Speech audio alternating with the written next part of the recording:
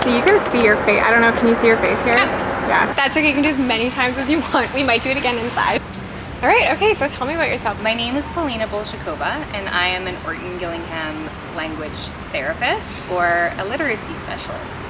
I've been working as an Orton Gillingham specialist for about 10 years, going on to 11 years now, and I absolutely love every minute of it. I love the fact that I can combine education and working with children and different individuals with learning disabilities, and I can also integrate my artistic capabilities and hobbies and skills in with that.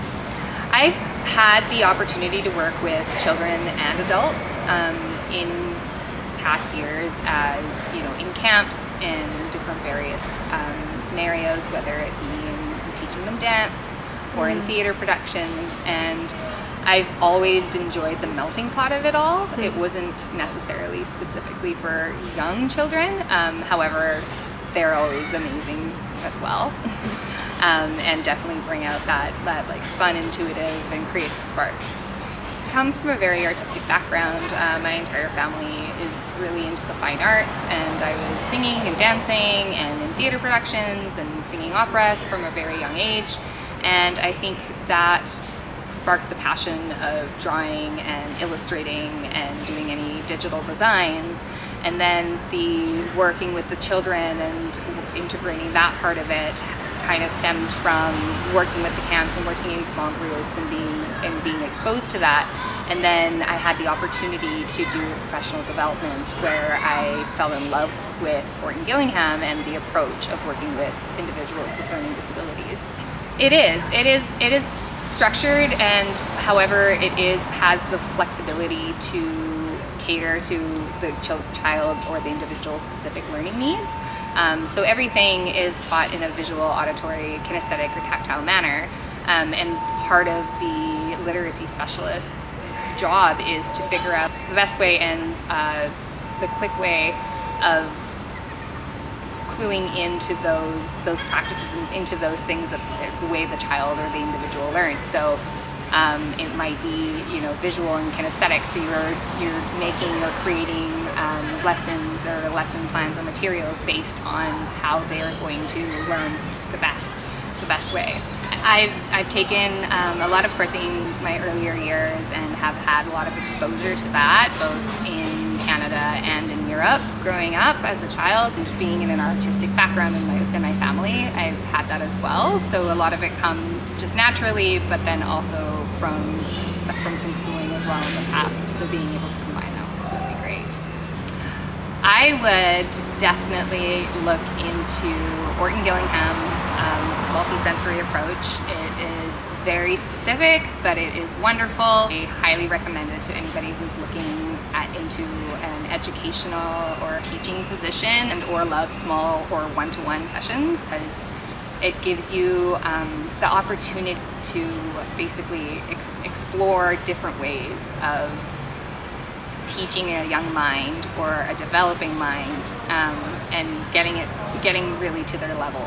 If they were to do it, I would look into different programs. There are quite a few different ones in the Vancouver area that you can look into, and anyone and everyone is very supportive in that. Both options give you the flexibility and the opportunity to, you know, change up your approach and cater to the specific student's needs. The amazing thing that I get to do when working on my own and within my business is I get to take in all of these approaches and, you know, alongside the Orton Gillingham approach, but I can also incorporate life skills or hands-on learning or you know, day trips or things like that wouldn't normally always be accessible within a school setting. And it also gives me the opportunity to create lessons both for in-person or online or virtual appointments as well. One other question I have. What are your future plans when it comes to, are you going to develop your own personal program more? Are you going to keep going? Because I know you work with government funding? Is that as well? Or I am a service provider through Autism Funding Network, through the government, however, or through Child Ministry. However, through my business, Innovative Learning Designs, or ILD, it is something that I am continuing to work on, and currently I am working on basing out my website and launching my website so that I will be able to cater closer to within the community for underprivileged families and children, and then also work with families and students with learning differences and learning disabilities, and being able to cater to families and parents who have questions about that as well. Kids with dyslexia, like how there's, with everything like ADHD and stuff like that, there's a range. It's not just like one thing. It's not like one type of learning. There's nothing like specific. So are there any misconceptions people have? I mean, like everyone's taught the same, or? No, and I think that's part of what we were touching base on. And what I love most about the Gillingham approach is that you're really tuning into everyone's individualized learning, and really instead of being in a full classroom size where you have one teaching approach or maybe a secondary approach, and those are the only two ways you're able to express that to the student body.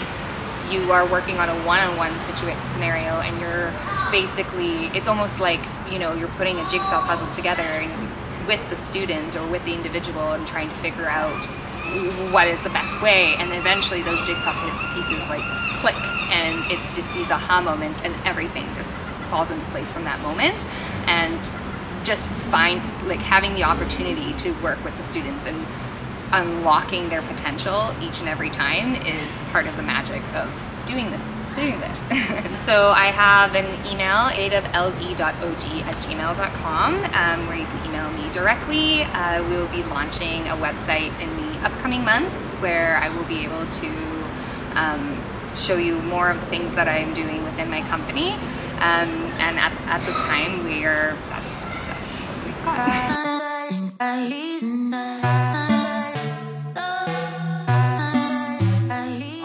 Okay, so I've been working on this project drawing the Magic E. So the Magic E is when we teach the Magic E spelling rule for students. For example, if you are, I'll use it on the whiteboard. For example, if you have a word that says Sam, you have a short vowel sound, and we want to make it into a long sound. So what we do is we add in an E that goes on the end, and we call it magic because you don't hear the E say its name. So what we teach the children when I'm doing tutoring with them is this is a magic E. It gives up all of its power and it jumps over the consonant and gives its power to the vowel to make it say its name. So now we've got the word same. So here I've started to create a magic E that will basically fly into any of our reading activities or any of our projects that we're working on, or any of the worksheets that the children will be doing.